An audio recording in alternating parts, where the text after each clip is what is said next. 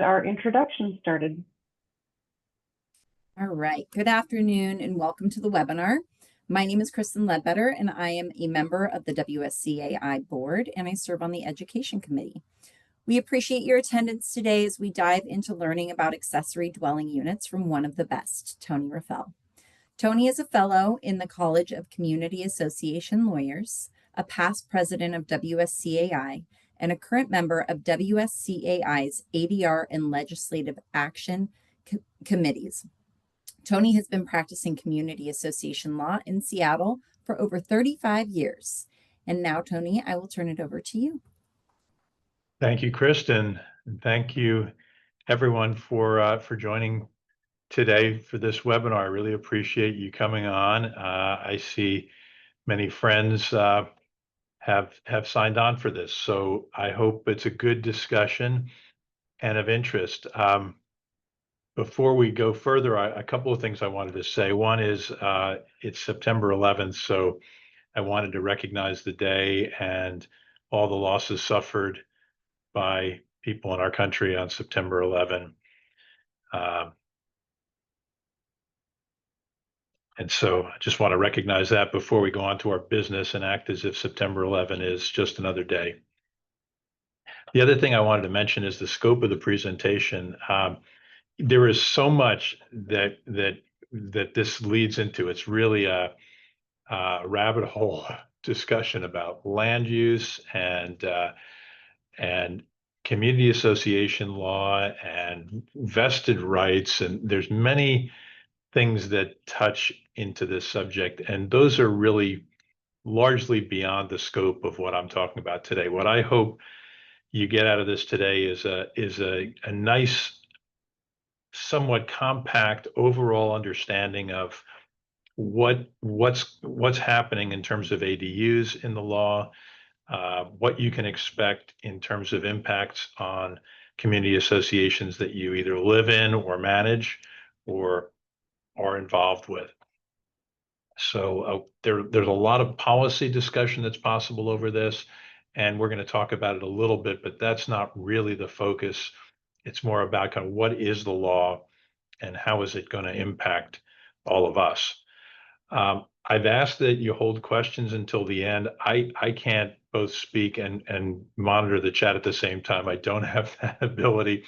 So I'm hoping that someone can help me at the end and maybe feed some questions, and I'll do my best to answer them or at least break them down a little bit. I do not have all the answers.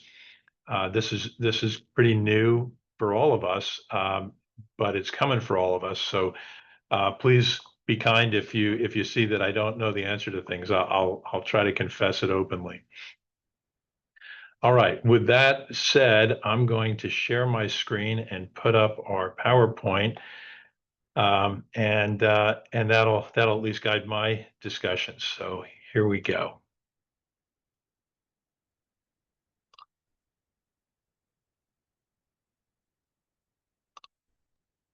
That looks great, Tony. Did it work? Yep. Yep, Good. it looks great. Okay. Let's move to the next. Let's see. Great. I think you're seeing what I'm seeing, ADUs in Washington Community Associations. That's what we see, yep. Fantastic. All right. That's what we're talking about today, accessory dwelling units in Washington. And here's the way I've organized this. We'll have a little overview first, look at some drawings and things. Then I'm going to talk about the law, the technical stuff. That's where people usually start snoozing. And then I hope to bring you back with how does the law impact community COAs and HOAs. And then, some discussion about the pros and cons of this, and just get us. It's a controversial thing, and there's validity to arguments on both sides or all sides of it. So I'm really interested to hear what you have to say once I tee all this up. So here we go. In terms of our overview, let's start with what is an ADU. An accessory dwelling unit is defined as a dwelling unit located on the same lot as another housing unit. Easy enough.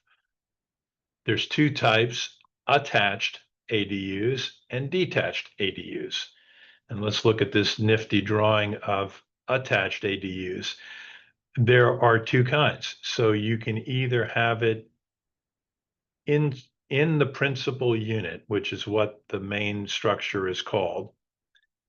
And you can see in that drawing, the attic area could be an attached internal ADU or a basement apartment, or it can be attached via an addition, bolted onto the side of the principal unit. Those are styles of attached ADUs, and then we have detached ADU, which is, I think, what many people think of as building a separate structure on the same lot as the principal unit. All right, so I think it's a given that the state of Washington has a housing affordability crisis. I mean, we hear those words a lot. They've become a mantra. Maybe they're overused sometimes, maybe they're not. But certainly the Washington legislature believes there is a critical housing affordability crisis and have done a lot of things to try to address it. And what they have found as their legislative findings as a basis for enacting these laws about ADUs, what they have found is that they've kind of looked at traditional single family zoning and picked it apart. And Washington's certainly not the only state to do this, but to look at it and see how has that impacted affordability of housing. And so one of the findings here you'll see is that many cities dedicate the majority of the land that is zoned for residential use to single detached houses. And what that has done is, given the price of housing in our area, it's made those houses unaffordable for many people. The idea that the legislature has is that smaller units in the form of ADUs can provide a more affordable housing option. Another key finding is that that single-family zoning has made a lot of neighborhoods off limits to many people, and it has effectively had operated as racial exclusionary measure and an economic exclusionary measure, and that is an undesirable thing to perpetuate, and that opening single family neighborhoods to diverse housing types such as duplexes, triplexes, et cetera, and ADUs will help correct this imbalance and give more families access to the quality schools, parks, and other amenities that are typically found in areas that are zoned for single family use. Another finding is that ADUs are often rented below market. That provides an affordable housing option. And there we're talking about ADUs, according to the legislature, are often occupied by tenants who don't pay rent, or by elderly family members or adult children, family members with disabilities, friends going through life transitions, and community members in need. And having these kinds of housing units available might meet the needs of these people who would otherwise require subsidized housing, which is pretty much unavailable. So it helps to address that issue as well, and can help to meet the needs of the growing senior population. The idea here is that, and we'll talk about where ADUs are authorized, but the idea is that ADUs can provide senior-friendly housing in areas that are walkable communities near amenities and mass transportation.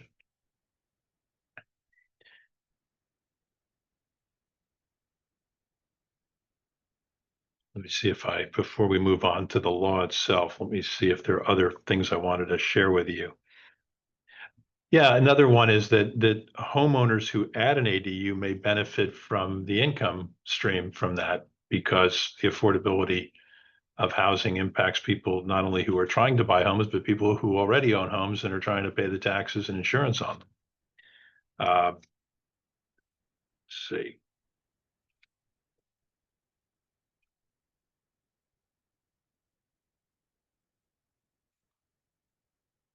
There's an environmental element as well, where the legislature feels like ADUs can reuse existing materials, like turning garages into a housing unit. That's environmentally friendly. They can be near transit centers, which will reduce the number of people commuting and drive down greenhouse gas emissions. So there's a lot of facets to where the legislature is coming from in adopting this law. It's not a single law, but there's this primary law that I'm going to talk about. And what we're talking about is the Growth Management Act. The Growth Management Act is a statewide statute, and it is applicable to all cities and counties. And this law, adopted in 2023, requires cities and counties to adopt ADU regulations that meet at least the minimum standards in the Growth Management Act. And if cities and counties fail to do so, then they are just simply bound by all the particulars in the Growth Management Act. One of the key things to remember about this whole discussion is that the ADU requirements only apply in areas that are zoned for urban growth areas. All the cities are urban growth areas, but county areas are not. And so the ADU requirements only apply in urban growth areas. A couple of generalities here: the cities and counties can prohibit ADUs if they're not served by public sewer, and they can apply generally applicable development regulations. What are generally applicable development regulations? Things like health and sanitation requirements, stormwater management, building and construction codes, fire codes, environmental requirements, although some of those are trimmed back by this law to really encourage, and not just permit, but really encourage the construction of ADUs as one tool in the toolbox to try to help solve or mitigate the affordability crisis.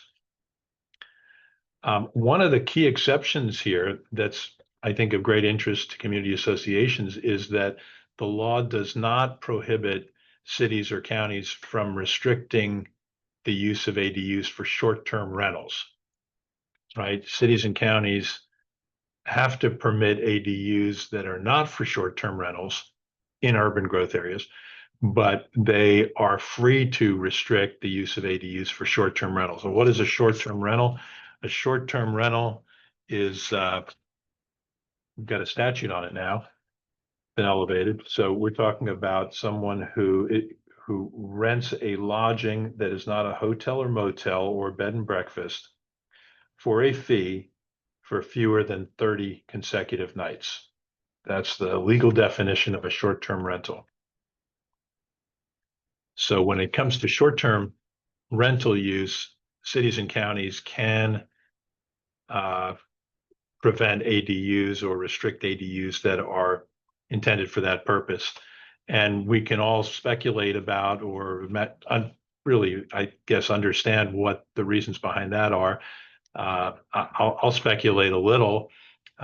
Didn't see any findings particularly on this, but short-term rentals contribute to the housing affordability crisis. They don't help solve it, because short-term rentals allow owners and sometimes large companies that engage in owning many rental units to do short-term rentals because it's profitable, and it tends to displace people who would otherwise live in communities, and it makes housing even that much more expensive. Something we can talk about later, but I think that's where the legislature is coming from there in carving out that important exception. Okay. Getting down to some of the nuts and bolts here, because I figured you'd want to know that either, either from your perspective as a community association, unit owner, board member, leader, a manager, or someone who may own a property and be interested in ADUs yourself. So the law says that the cities and counties must allow at least 2 ADUs on a single family lot. And it's like coins making up a dollar. You can have 1 attached and 1 detached, 2 attached or 2 detached. But any way you slice it, at least 2 ADUs are allowed on a single family lot in addition to the principal unit. And the cities and counties must allow ADUs on any lot that meets the minimum size for the principal unit that has already been constructed there. Cities and counties may not establish gross floor areas that are less than 1,000 square feet. So let me stop there for a second. So they can't say that you can have an ADU, but you can't build one that is, if it is greater than 1,000 square feet. Let's make sure I'm reading that right. Yeah, they can't say that your ADU must be less than 1,000 square feet. Again, trying to open it up. Catch this one. Cities and counties may not impose setback requirements, tree retention requirements, aesthetic requirements, or other requirements that are more restrictive than for the principal unit. And when it comes to setbacks, they must allow ADUs to be located at the lot line if the lot line is a public alley. So just breaking down the restrictions. There's other things like roof height limits that where cities and counties may not establish roof height limits as a way to discourage ADUs or prevent them.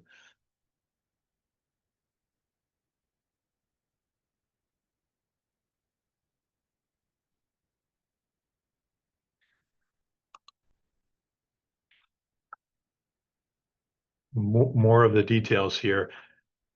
Conversions from current structures like a garage, they must allow conversion to ADU from current structures, even if that violates the current code for setbacks or lot coverage.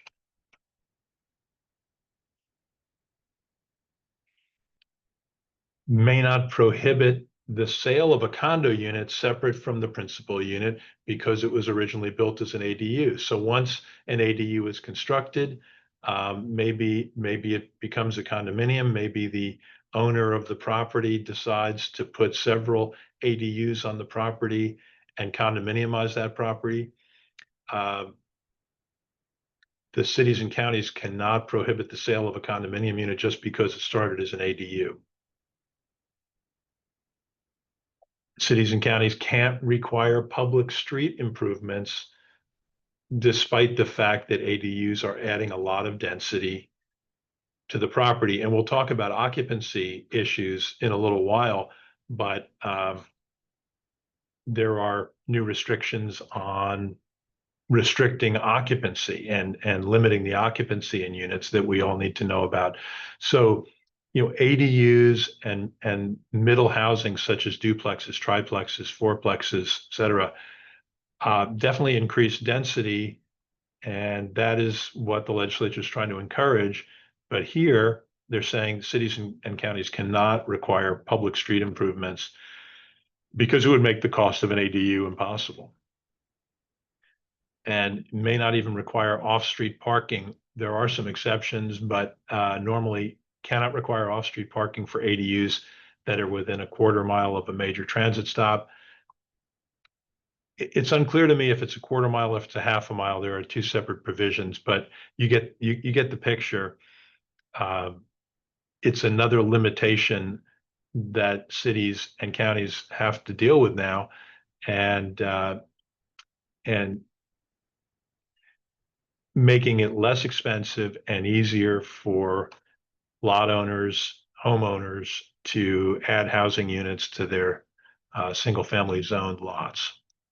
A lot of other requirements. This is just the top level stuff. So hopefully you're not asleep yet. You're still with me. But you'd want to know these key features of the law before we start talking about impact on community associations. So, this was hotly contested, and the WSCAI LAC has been involved in trying to protect community associations from laws that have retroactive effect.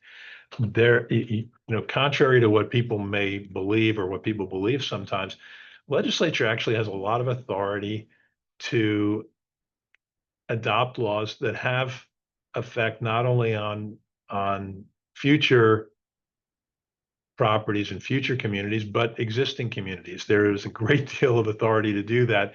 And any of you who are studying the WCAI for All changes certainly know that the legislature has used that authority there, where they're making WCAI applicable to all community associations starting 1/1/28, and some parts of the law take effect 1/1/26, and some parts of the law took effect a few years ago. So keep in mind this concept that the legislature has the power, with some exceptions, but has the power to adopt laws that have retroactive effect. There is a push and pull on this when these laws are being drafted and proposed, and what the LAC has tried to do is at least protect community associations that were formed before the ADU laws took effect. And at least so far, we've been successful in that regard. So here's the law in a nutshell on this. And I got to stop and mention the language here, because the law uses this term declaration created before. I don't think in terms of creating declarations. I think in terms of recording declarations. Just as a little primer that most of you know already, I'm sure, to create a common interest community, you have to record a declaration that submits the property to condominium status, or that creates a homeowners association structure and imposes covenants on the real property. Until the declaration of covenants, conditions, and restrictions, CC&Rs, is recorded, that common interest community does not exist. So we record a declaration to create a community. We don't, at least I don't think of in terms of creating a declaration, but that's the language that the law uses. And until there's litigation over it, we're not going to really know what that means. But anyway, what it says is that declarations created before July 23rd, 2023 are not subject to this Growth Management Act ADU law. And I'd like to believe that what that means is that communities created before 7/23/23 are not subject to the ADU law, right? If the declaration that created the community was recorded before 7/23/23, then in my view, that community should not be subject to the ADU law. The question arises when you think about a declaration amendment. What if we record a declaration amendment today that says no ADUs in our community, and our community was formed in 2020? Well, is that a declaration created after 7/23/23, or is that Is that a declaration created before 7/23/23 and it still is not subject to the act? We don't know yet. If there are lawyers on this webinar today, and I'm hoping Terry Leahy, at least for one, is here, we could have a fun legal discussion about that. But there appears to be some risk out there. Let me leave it at that. The thing that we really need to know is that declarations created after 7/23/23 are subject to the ADU law. And we know that from those provisions I've listed on this slide that cover the old Condo Act, the Condo Act, the HOA Act, and WCAI. So any community that was created after July 23rd, 2023, for sure is subject to this ADU law.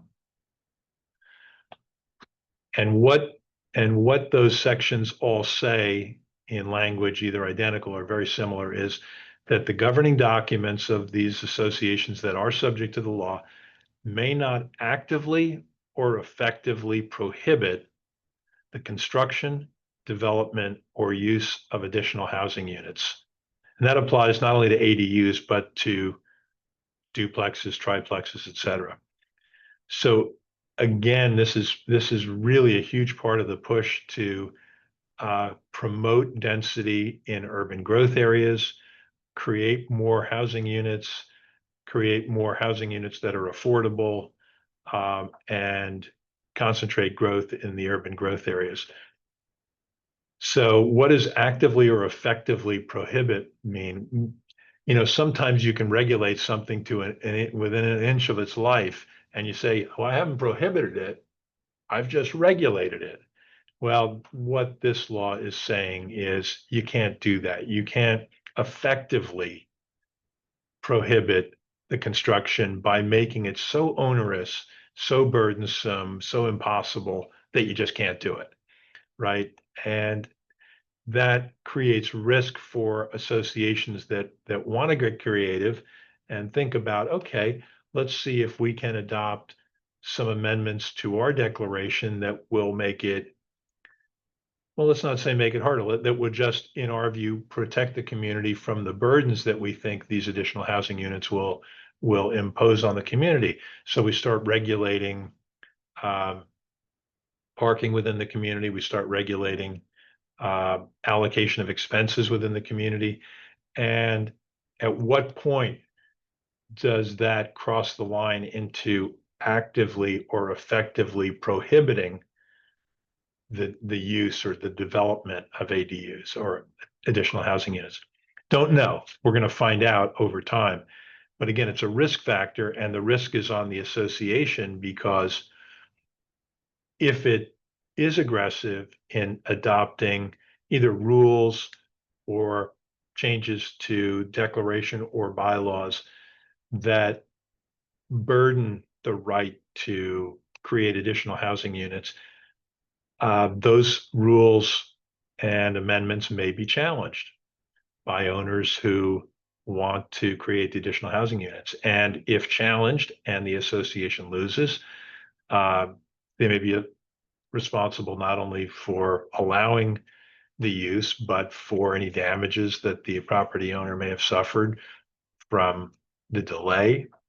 I'm just riffing here, but delay, additional interest expenses, attorney fees, et cetera. So risky environment for associations in trying to navigate through this. And even if associations want to address legitimate concerns about the burdens that additional density is going to create inside the community, you got to do so pretty carefully, because this language may not actively or effectively prohibit is a red flag for us. So I think we've covered this really, but all community associations created after 7/23/23 are subject to the city and county ordinances that are adopted pursuant to the Growth Management Act to regulate, i.e. permit ADUs. And any association created after 7/23/23 that is in an urban growth area is subject to the new law, and ADUs are legally permitted in those communities. Period, full stop. They are permitted. Use restrictions that prohibit or limit or unduly burden the ADUs within the communities may be invalid. Okay, that's your takeaway right there, this slide.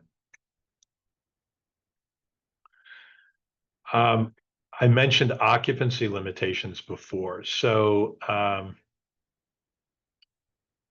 this is a quote from the law, and it shows up in, what am I looking at here? Let me just take a look at my notes on this slide, if you don't mind. Yeah, this is language from all of the acts, the old Condo Act, the Condo Act, WCAI HOA Act.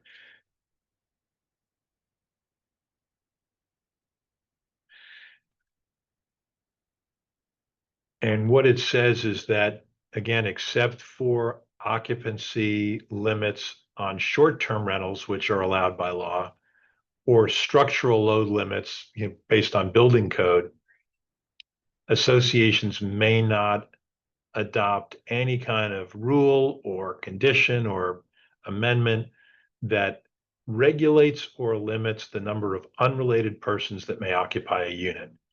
It used to be the case not very long ago that HOAs would either have existing provisions in their original governing documents that limited the number of persons that could occupy a unit, or adopted amendments that limited the number of persons that could occupy a unit, or adopted rules to that effect. That is not permissible anymore. That, in the eyes of the legislature, perpetuates the problems created by single-family zoning that prevents people from living in residential zoned areas. It makes housing more expensive. It prevents people from living in new settings that are being developed that have greater density. You get the picture. So occupancy limitations cannot be enforced. So even if they're in your existing documents, they're probably unenforceable now. They're not stripped out by operation of law the way racial restrictions are, but they, as a practical matter, are probably unenforceable, and boards should be pretty wary of trying to rely on any language in their existing documents that impose occupancy limitations. To the same end, under the Growth Management Act, the cities and counties may not require the owner of a lot to reside in either the ADU that person wants to build on the lot or another housing unit on the same lot. So if you own a lot, city or county can't require you to reside on that lot as a condition to adding an ADU or two ADUs.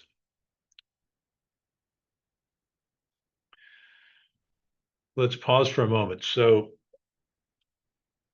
that's a lot. That's a lot of information. There's a lot of detail there, even though there's much more in the Growth Management Act and the Middle Housing Statute and the Short-Term Rental Statute and the Common Interest Community Law statutes and all the intersections between them. So this was my take on packaging something that's kind of pretty detailed, but hopefully not over the top in such a way that you're completely fed up with me for the amount of detail I've included here. All right, let's talk about some of the benefits and detriments just to really get us in the mood to talk about this and open the floor up.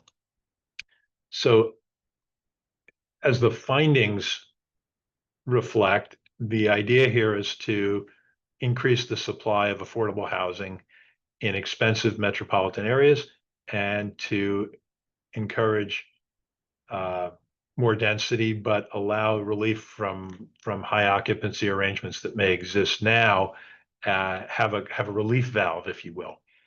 allow for extra income to people through rentals, promote equity by allowing home ownership for more people across the income spectrum, and create cost-effective housing.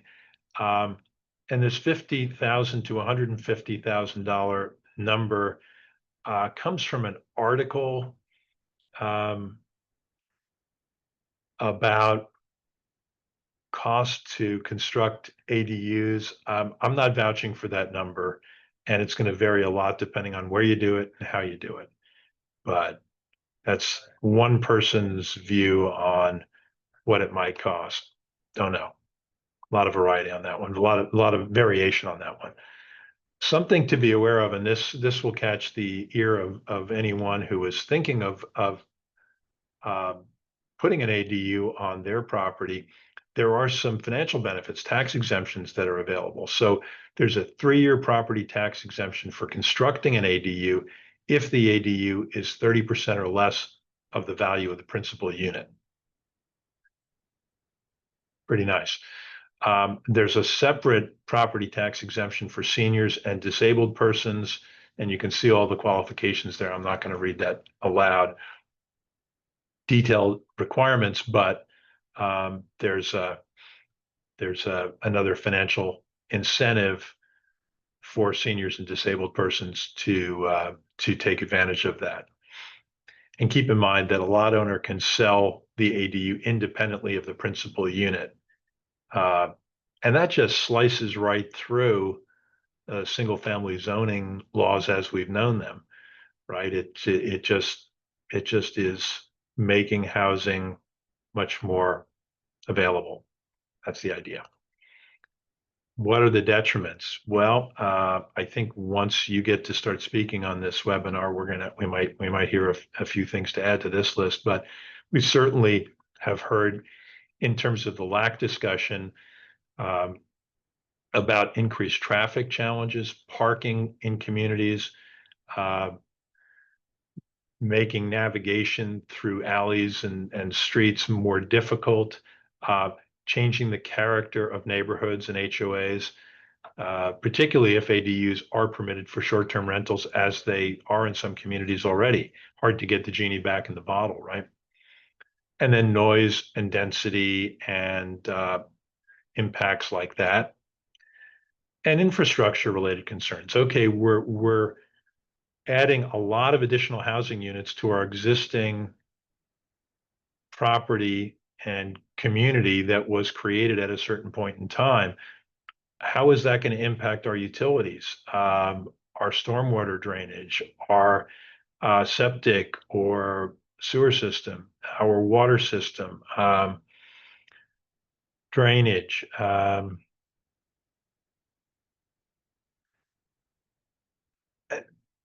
I haven't seen a lot of quantification of this yet. I know it is discussed a lot and people feel very strongly about the impacts on infrastructure. I'm not aware of any studies yet that have looked at this to try to really give us more data on how, it's just too early, I think, but how increased density through ADUs and duplexes, triplexes, et cetera, on single family housing communities are impacting infrastructure. All right, that's it for the slideshow. I'm going to stop sharing the slideshow and open this up to questions, comments. There are a few questions in the chat. Okay. Let's Let me start with pop that open. At least I can read it now. Let's see what we see. What is a major transit stop? Let's see if I can answer that question. I did look at that. I think it's defined. No, let me say, not say what I think it is. Let me see if I can find out what it is.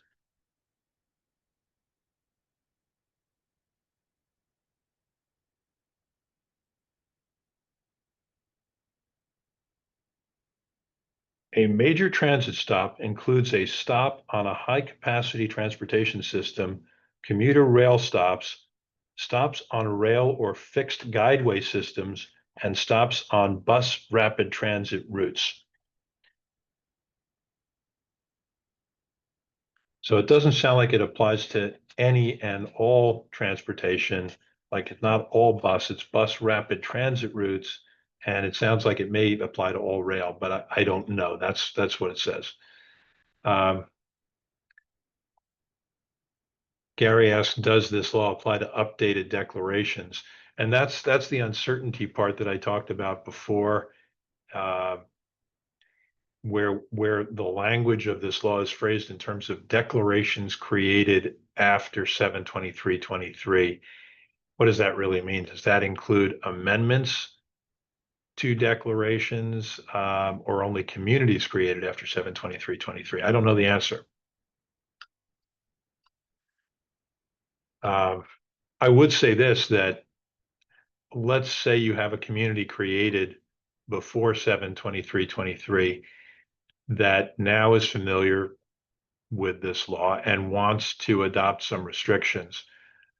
I would still be pretty cautious about the nature of the restrictions adopted, because I'd want to address real burdens that can be identified, but I don't know. And I think if you actively or effectively prevent the type of housing that the legislature is trying really hard to encourage, you're likely to trigger litigation, and it may not be one in which the association prevails. It just requires more study. And I'll have to give a lawyerly answer to this one, that I'd really want to see the governing documents, the existing governing documents of that pre-7/23/23 community, to see if there are any hooks, if you will, if there are any existing provisions that one could leverage or use to justify clarifications or additional restrictions. Tricky stuff. Are rental caps affected in a single family HOA developed 12 years ago within city limits?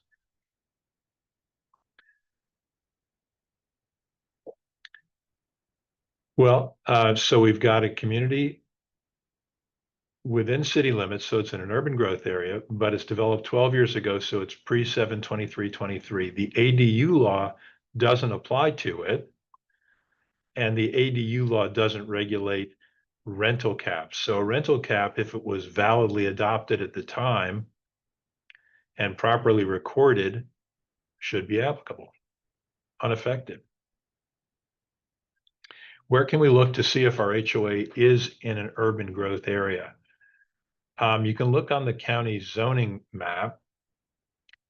I won't tell you it's always easy to figure that out, but there are those layered maps, and you can see where the zoning, you'd have to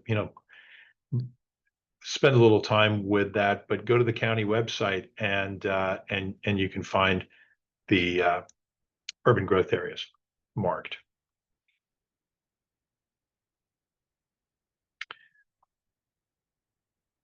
Hal asked, do we anticipate any major changes to WSCAI in next year's legislative session? Hey, good to see you, Hal. Hal and I served on the board together. It's a good question.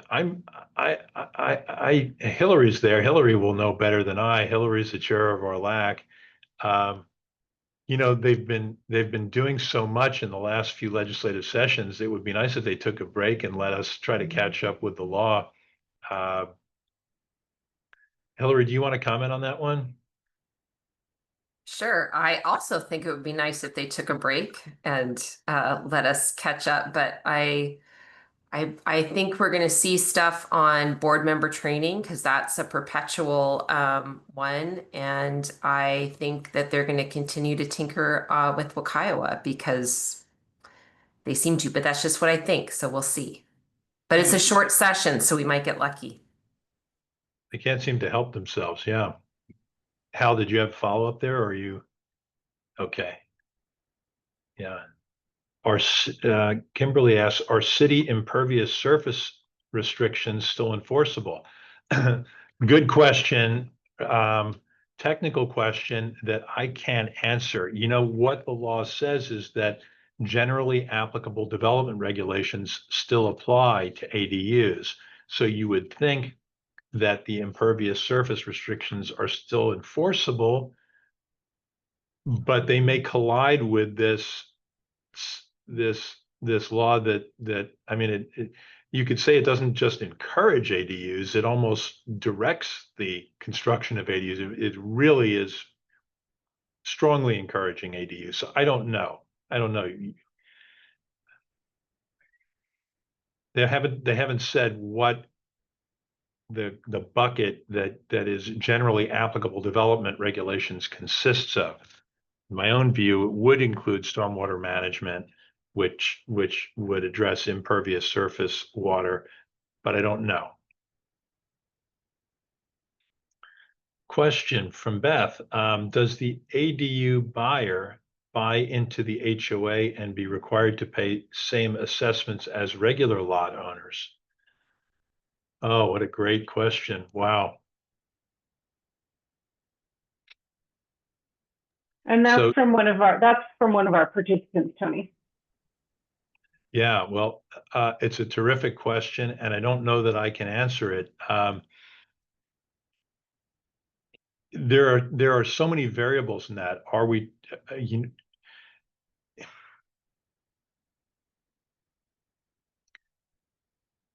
I don't know if anyone who's on this meeting today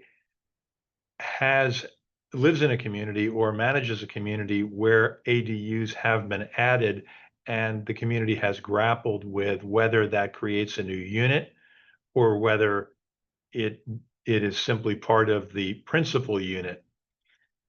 And that's going to affect whether, you know, how the assessments are allocated. In my mind, I think that if I add a unit, a housing unit in a community, that it should be recognized as such. There should be some participation in the expenses associated with the operation of that community. So the expenses, the additional expenses caused by the additional density have to be recognized in some fashion.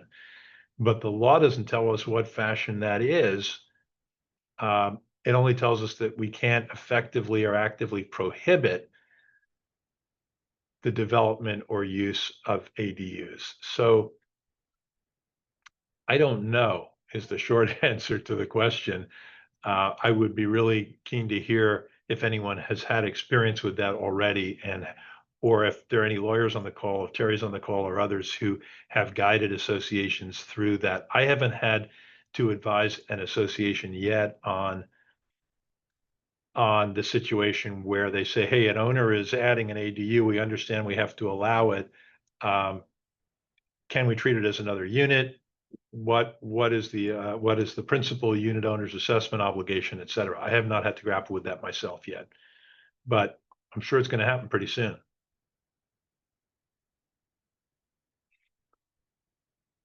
If anyone wants to pipe up on that one that has had experience, I'd be grateful. I do see Terry here, so Terry, feel free to unmute and participate if you like. Yeah, on that one, we've had to opine in one community, and the answer we came up with was that unless they basically condominiumize the ADU and create separate ownership of the ADU unit, it's not a separate separate lot, separate vote, separate assessment. So if they have an ADU and somebody's living there, renting there, that doesn't entitle the person living there, renting there to any ownership type rights, and it doesn't entitle the association to assess them as a member of the association. So it's just when they condominiumize it that that would kick in, is the conclusion we arrived at. And it was based on their document, so it's not a blanket conclusion, but it made sense in their documents. Thanks, Terry. That's helpful. Here's another question. For communities where lots have 0 lot lines and common area in between, is the lot incapable of having ADUs, or is the legislature going to require ADUs on the common area?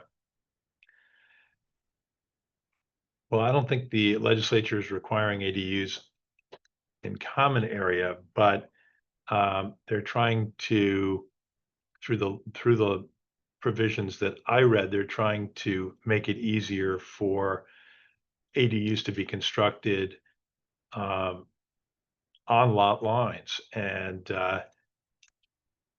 I think to answer that, you'd have to have more information about the particular community and whether there are generally applicable development standards that apply that would provide some restrictions there. Like, you need more detail about it. I don't know. At least I'm not savvy enough to generalize in answer to that question.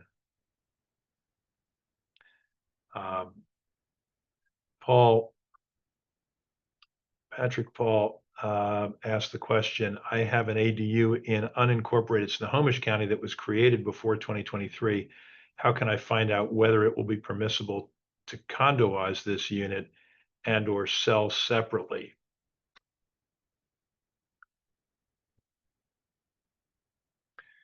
You can talk to Terry Leahy. That's one thing you could do.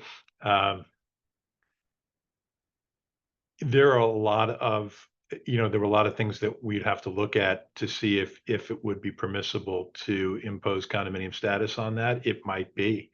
I don't think the fact that it was created before 2023 really impacts that analysis. That's a separate issue. It's not really related to this Growth Management Act, although some of the GMA provisions might be implicated. Sorry if some of these answers are a little unsatisfying. I told you at the outset, I don't have all the answers, and you're seeing that in living color.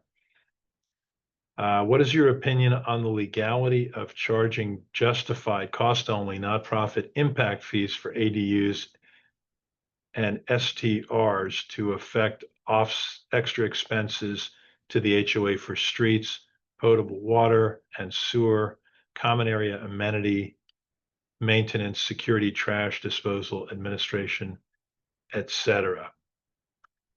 So, can communities charge impact fees for ADUs to offset extra expenses? That's a big question. In theory, yes. But keep in mind that provision that says you cannot actively or effectively prohibit the development or use, the construction, development, or use of ADUs. How onerous are those impact fees? How well supported are they from a data standpoint? A question that comes up a lot in communities is, can we charge more to owners who rent their units, period, particularly short-term rentals, because of perceived impacts and burdens on the community? And even there, where you don't have this overlay of all these Growth Management Act restrictions, it's, in my view, pretty challenging to do that in the absence of some real data that quantifies the impact. If you can quantify the impact and not just assume an impact, then I think you might have a good faith basis, and you could perhaps find justification in your governing documents for passing that through to the owner of the lot where the ADU is located. But I would offer a strong caution against doing so on any basis that could be challenged as arbitrary or capricious. not grounded in some real data. And when I say real data, I mean, maybe even hiring an efficiency consultant or somebody with suitable qualifications to actually quantify the impacts that are believed to exist. That's how rock solid I'd want to be before I start passing that cost through to the owners. Let's see what else we have. What about such structures as a mobile home that can be set down on the property like a building is? Can it qualify as an ADU? Cool question. I don't know the answer. It sure sounds like it could. It's a detached accessory dwelling unit. It seems to meet the definition of an accessory dwelling unit. It would seem like it would be subject to all these rules that we've been talking about. I don't see why it couldn't be. But I may be missing something. I don't know. Terry, you want to weigh in on this one?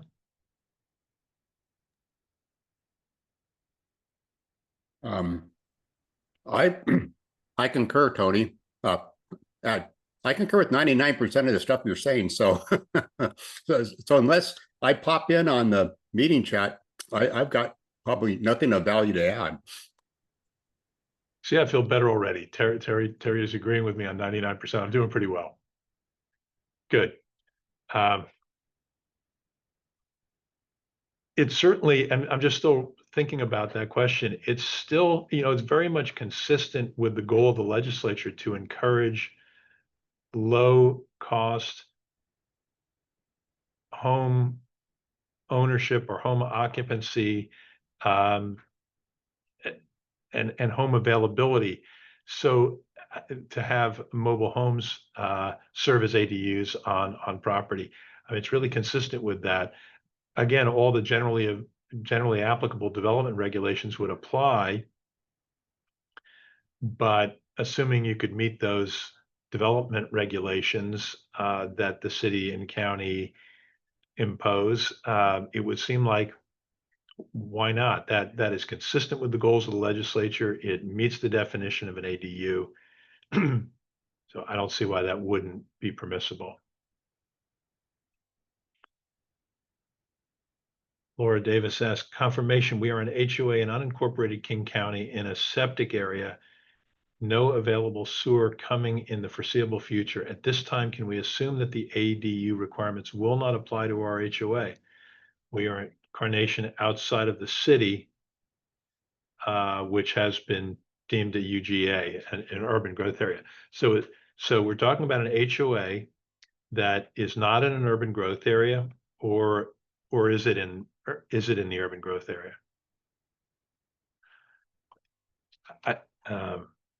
I'm not clear from that whether it is or it isn't, but either way, the real question is, hey, if we're on septic, not sewer, are the ADU requirements applicable? And I think the way the law is written, it says that cities and counties, I'm looking at it here because I haven't memorized it.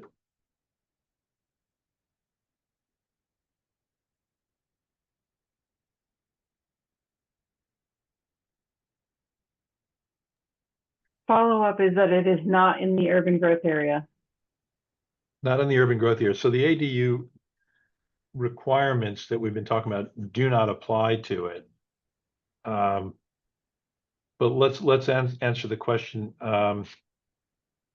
about, because there is a provision here about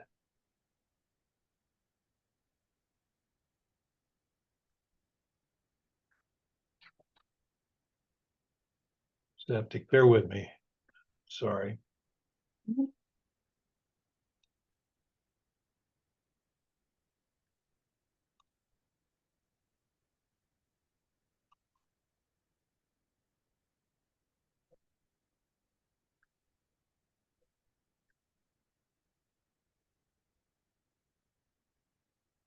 Cities and counties can prohibit ADUs not served by public sewer.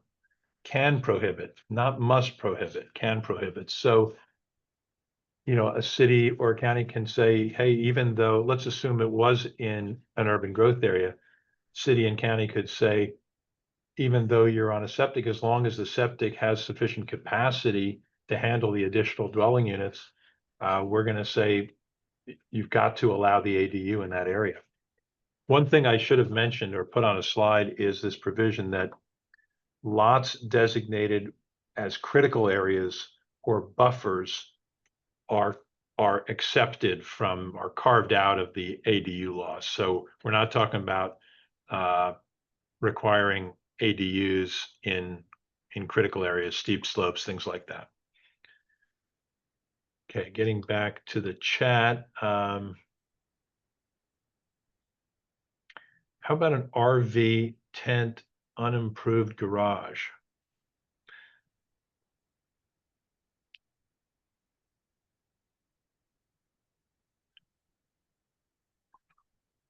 Generally applicable development regulations. So we're talking about a housing unit. It still has to be a housing unit.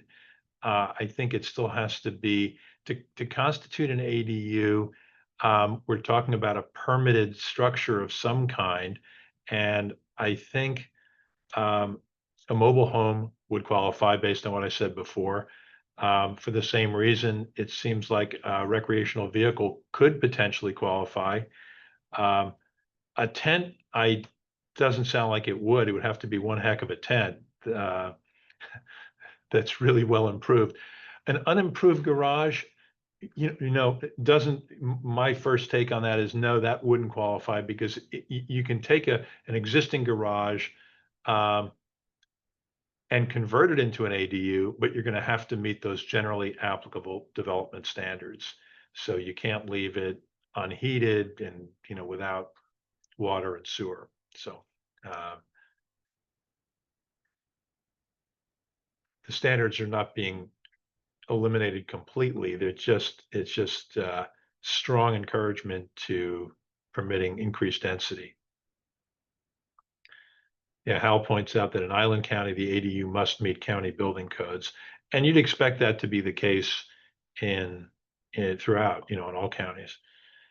Gabe asks if your HOA was established before the requirement and your county allows ADU, can the HOA restrict the development of the ADU? And this is the question we were talking about before. Declaration created before 7/23/23. I'd want to see the existing governing documents for that community, and there could well be provisions in those documents that support prohibiting ADUs. If the document is silent on that and the association wanted to adopt and record an amendment that says, oh, and by the way, no ADUs either, and we can do it because we're pre 7/23/23, that's the unknown here. Is that a declaration created after 7/23/23 because we are recording an amendment in 2025, or is the community inoculated against the law because it was created before 7/23/23? Don't know the answer, unfortunately.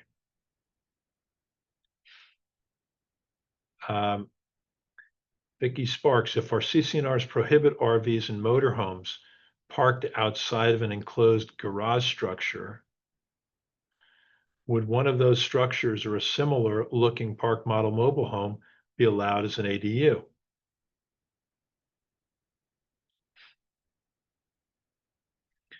For purposes of this question, I'm going to assume that your HOA is in an urban growth area and that it was created after 7/23/23. So all of these requirements we've been talking about are applicable.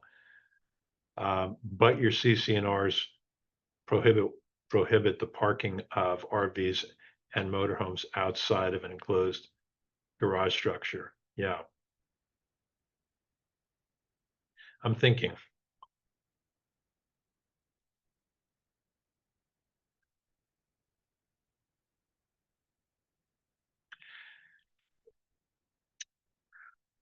I think I tend to think, and this is from the hip because I haven't worked this out, and I certainly haven't seen your governing documents, but I tend to think here that if the owner of that lot jumped through the proper hoops to get permitted as an ADU, that a motor home or a park model that would otherwise be prohibited by the CCNRs would now be permissible, and the HOA probably could not stop it.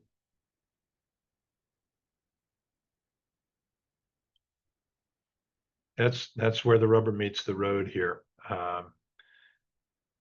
Certainly in a post 7/23/23 community with restrictions like that. But someone can't just say, oh, my motor home parked in my driveway is an ADU, so you can no longer, you can't regulate it. No, not so fast. That would not work. The CCNR provision saying motorhomes have to be parked inside an enclosed garage is enforceable. That's a proper use restriction. But if someone applies, if the owner of the lot applies for a permit to establish an ADU on that lot, and the ADU consists of a motorhome or a park model or something similar, and gets the permit is issued and approved, then I think that motorhome has now been converted into an ADU with whatever permit conditions the permitting jurisdiction deems appropriate, and it would no longer be permissible to enforce the CCNR provision about parking that vehicle outside the enclosed garage. Fun stuff, huh? This is good. Great questions. Am I understanding correctly that occupancy restriction isn't enforceable regardless of pre or post 7/23/23? Let's check.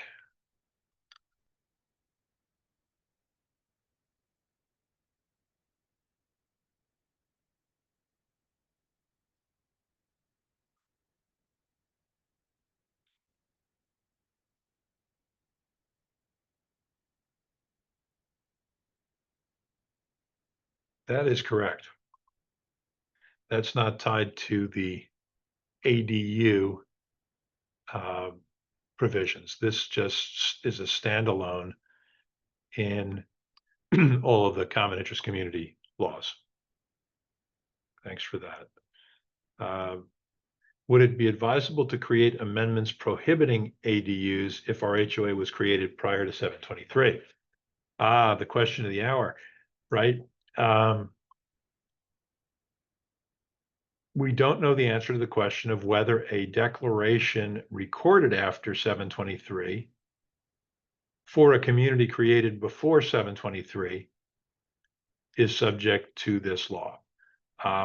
If someone would like to be a test case on that, I would love to litigate this issue and hopefully get a good result on it. But we don't know the answer yet. As I said before, I think my approach would probably be, I'd want to review the existing governing documents carefully and see if there are provisions in those documents that provide authority for either the board or the association to adopt an amendment, either clarifying or enlarging a provision that already exists. If you're starting from scratch and creating a brand new restriction that has no antecedent in the existing original documents, that's where I think there is risk that one could be violating that prohibition against actively or effectively prohibiting development or use of ADUs. Kimberly, right on. All this makes my brain hurt. Yeah, I feel you.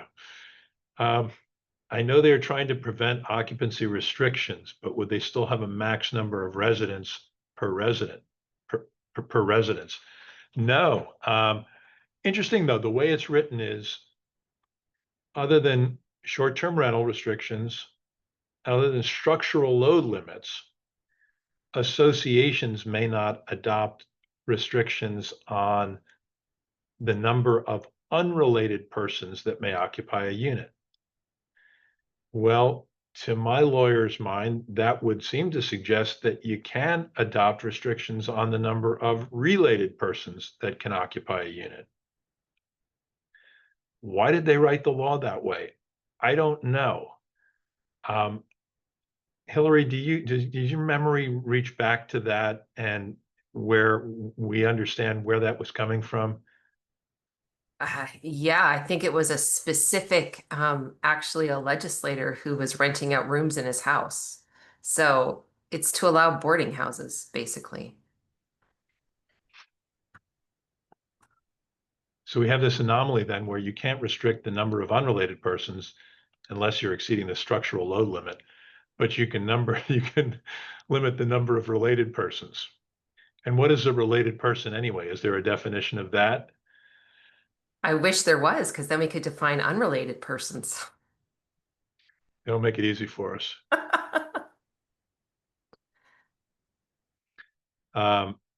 Gary Oliveri points out, I think at this point it comes down to local fire code and sanitation requirements. Right, there's this overlay of life safety regulation that may help associations there. And so, what I have advised communities that have occupancy restrictions is that when they are amending their documents to strip those provisions out and replace them with a provision that in essence says no unit occupancy that exceeds the occupancy permitted by local law, whatever that is, but not trying to say no more than 2 persons per bedroom or 3 persons per bedroom. That's the kind of thing that will get you in trouble. Will not only get you in trouble with these common interest community laws on occupancy, it can also get you in trouble with the Fair Housing Act provisions that prohibit discrimination based on familial status, that is, families with children. And those occupancy limitations have long been used as a way to keep out families with children without saying no children. And so both at the federal level and state housing regulators have been very sensitive to those kind of limitations, and I've seen cases where they send in people who are testers that are not genuinely looking for housing, but they're trying to see if a community is enforcing laws in an illegal manner, and has caught individual renters as well as communities in trying to enforce these occupancy limitations in a way that would prohibit families with children. It can be a very expensive and unpleasant exercise for the community or for the individual owner who is trying to rent their unit.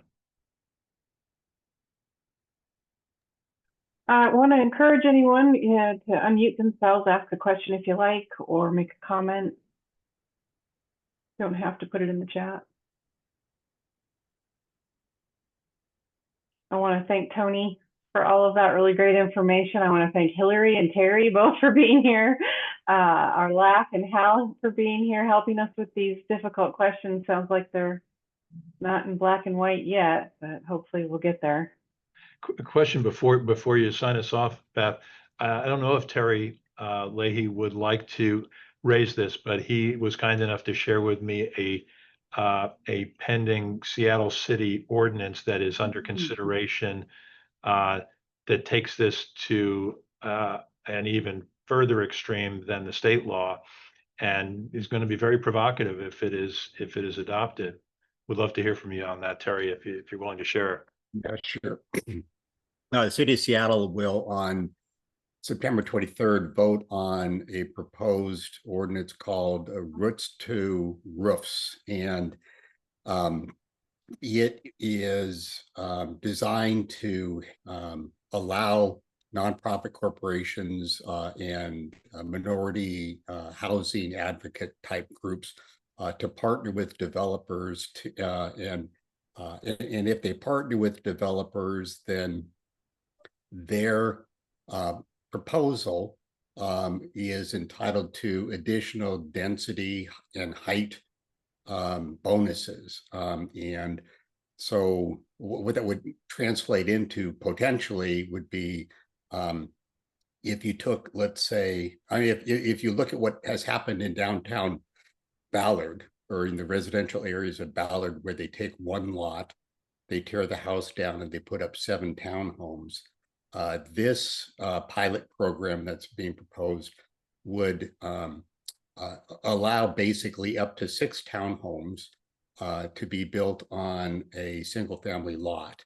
And so if you're one of the communities that don't have any restrictions against subdivision and any other restriction that would prohibit something like this, you are at risk of being vulnerable to a building permit that would allow a developer partnered with a group like this to put up to 6 townhomes on the lot from which they remove the existing single family home. So so this is a potentially significant issue for those communities that in Seattle that don't have existing restrictions that would allow them to block something like this.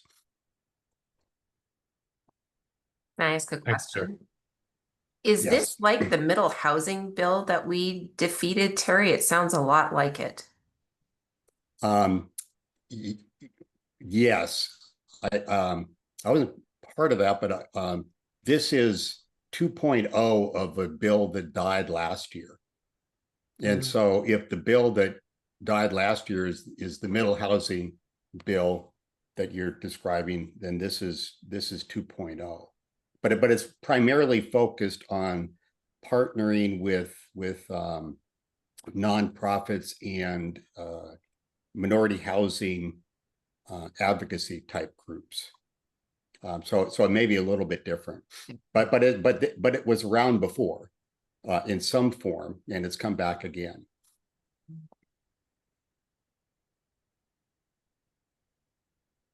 Well, Do we have any options to fight it? Yes, if whatever opposition you want to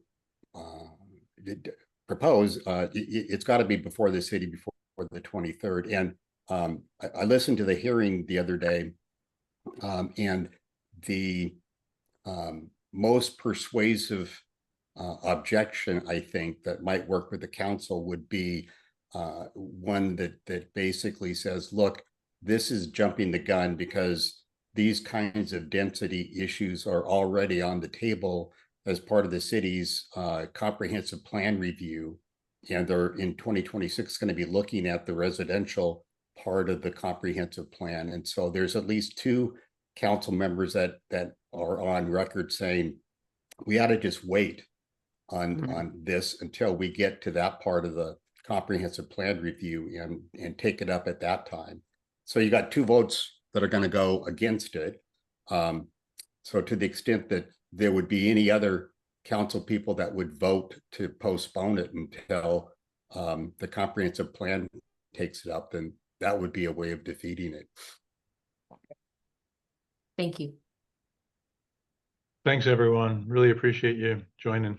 thank you, Tony. If you could hang around for a minute, Tony, I'd appreciate it. Thank you, everyone, for joining us today. Special thanks to our sponsors and to Terry and Hillary and our wonderful homeowners and managers who were able to attend. We'll see you next time, and go out and register for CA Day if you haven't already.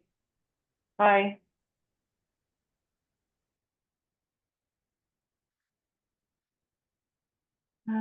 Kyle, are you still on? Kyle had a question for you, Tony. He asked me to keep you behind.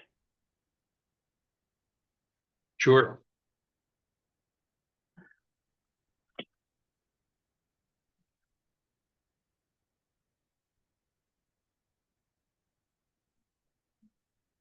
He is not on.